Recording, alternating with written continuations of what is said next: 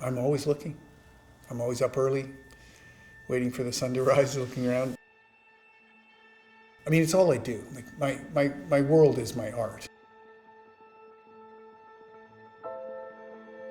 For some reason, you're compelled to do it, and then the more you do it, you're just like, it just becomes who you are. I mean, I live the artist's life. Like that's what I do.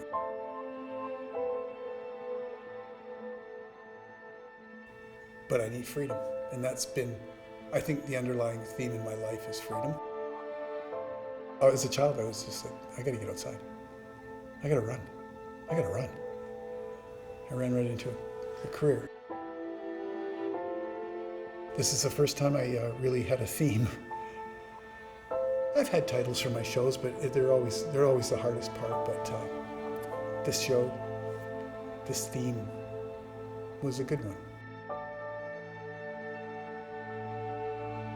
My work has sort of moved from urban landscapes into this sort of more abstracted forms and shapes and clouds. I seem to be paying a lot more attention to clouds. I'm not sure why I did that, other than I just see some dramatic lighting effects, and before the sky was always sort of, or clouds were in the background as a sort of to hang everything on or just to tie it all together, but now it seems like it's the focus.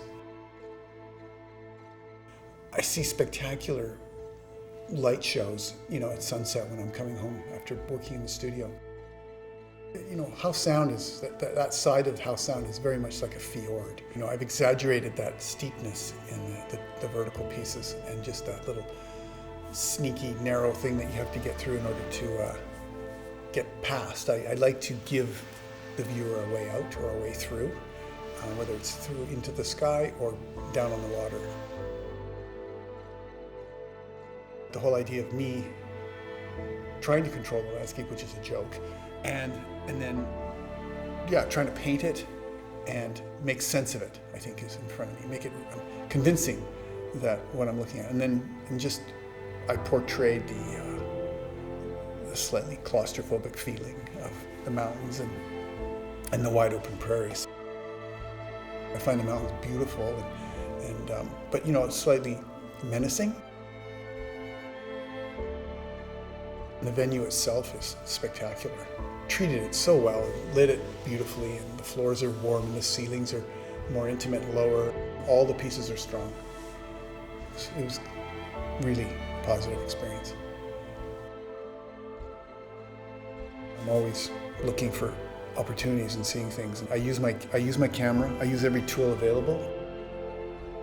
I do make up landscapes, but I do have to go out and find them.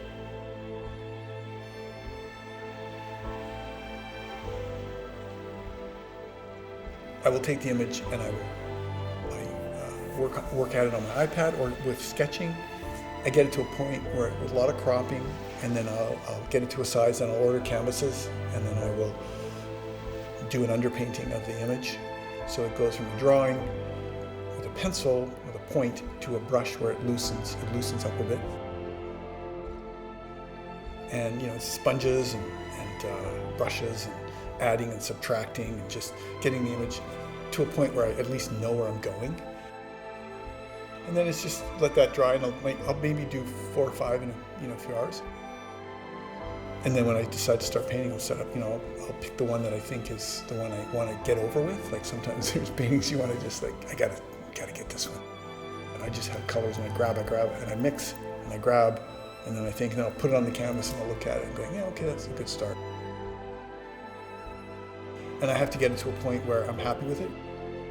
I will have quite a few on the go at once, and I might just be doing a bit of glazing on one, and I might start another one. I've got so many things going. So I spend a lot of time constructing my imagery. I either squish it, I flatten it, and then I crop. So I'm always like, what can I leave out? Like, what's in front of me? What do I need to distill this down to in order for it to make sense and tell the story in my style?